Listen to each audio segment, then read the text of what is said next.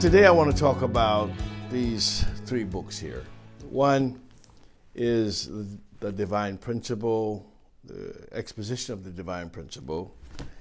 And the other one is the Mother of Peace, Mother Hoxihan Moon, and my Bible that I use as my study Bible to get information from.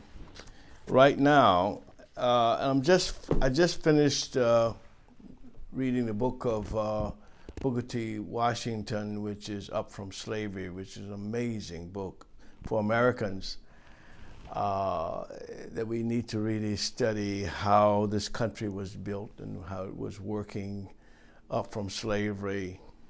Last time I talked about the value of the universal prime energy. This is amazing. We ourselves are a one unit of universal prime energy. This same energy is all over the universe and is exactly what God used to create everything. And you've heard the saying that, oh, I'm walking with God, or I want to walk with God. Well, walking with God is a nice metaphor, but it doesn't work. Not really. What works is that the God that's in you, that God made you to be in the image and likeness of God, then in order for us to understand how to do God's work, we have to have God in us, not walking with God, but in us. Jesus said, when you see me, you see the Father. The Father is in me. He didn't say the Father's beside me or behind me or on top of me. God is in me. The Father is in me. So it's so important to understand this. When God created Adam and Eve, he breathed the breath of life into Adam, the ruach as we call it, and then Adam became a living soul. In other words, the soul of Adam was the breath of God externally, but in fact, the universal prime energy was in Adam. Therefore, God is in Adam, God is in Jesus, and believe it or not, God is in you and me. Now, the question is, how do I do evil things or think evil things or want to have evil activities around me if God is in me?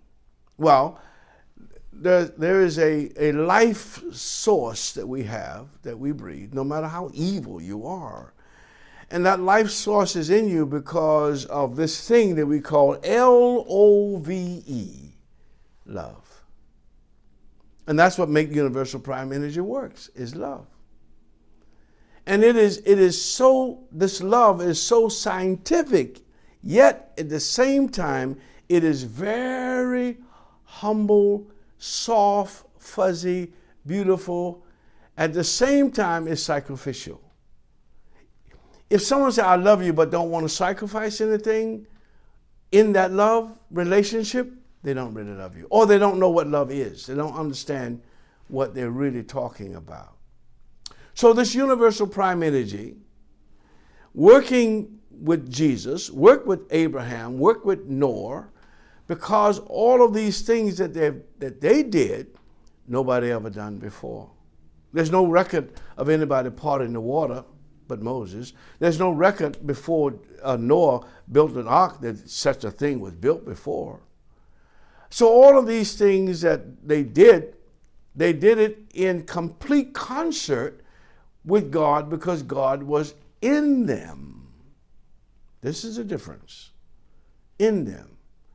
And they used universal prime energy in order for those things that God wanted them to do to come out. We call this in the modern day talent or gift. Our talent or our gift. Who give you that? You know, I've seen some children, 3, 4, 5 years old, sing like a great opera singer. I mean, where did that voice come from? Or they do miracle works or geniuses. Where did that come from? Well, we may not be as exaggerated as that, But we have what we have. God gave each individual a certain gift and talent that they can use in order to manifest themselves in the God-like way. Now, you can use your gifts or talent for whatever you want. It's no restrictions on you. You see, God doesn't give you something and then tell you, well, you can only use it for this and that and the other. You can sing, but you're only going to have this voice for church. You can use that voice for whatever you want, just like our physical body, just like our spirit, the same way. Now, I want to go back to this point about universal prime energy because that is so precious if we learn how to use it in concert with love, or we call it in the principle, centered on love, focused, directed by love, or centered on love. And what we've had a concept in our lives, this Hollywood concept of what love is completely off the beaten track. It's completely unusable, quite frankly. You can't use Hollywood love because it's just movies. But they have decided and shared with the world what love is. Kissing, hugging, having sex, or all these kinds of things. That's not love. Love is when a soldier sign up for duty and go out and march in the muck and the mire and the mud and get himself or herself killed for some country and somebody that they don't even know. And they sacrifice their life for you. That's love. Love of a country. Jesus on the cross, and he said, Lord, forgive them, for they don't know what they're doing. That's love, because Jesus was sacrificing himself and praying for his enemy. Also, Stephen did the same thing. When Stephen was being stoned, Paul was standing there looking. His name wasn't called Paul then. It was called Saul. He's looking at this and going like, wow, what kind of man is this who prayed for his enemies, asking God to forgive them? That bothered Paul. And on the way to Damascus, you know the rest of the story. Right?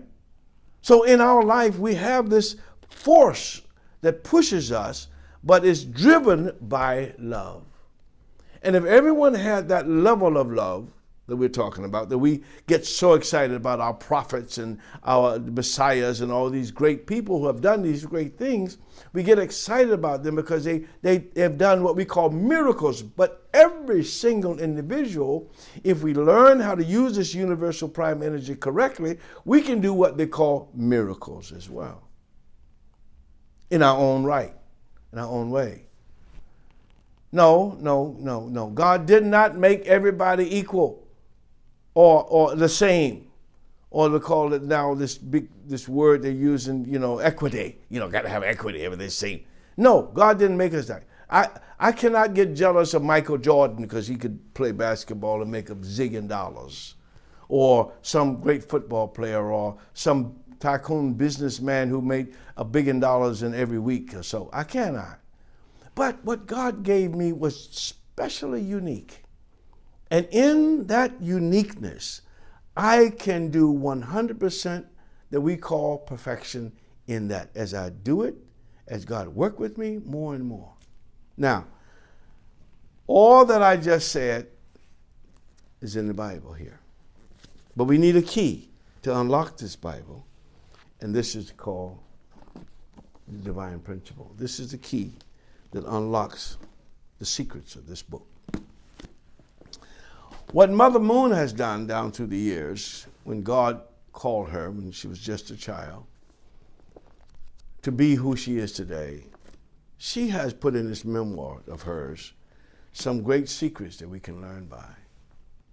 Now, I have a new teacher called Reverend Dr. Chung Suk Yong, incredible Korean brother.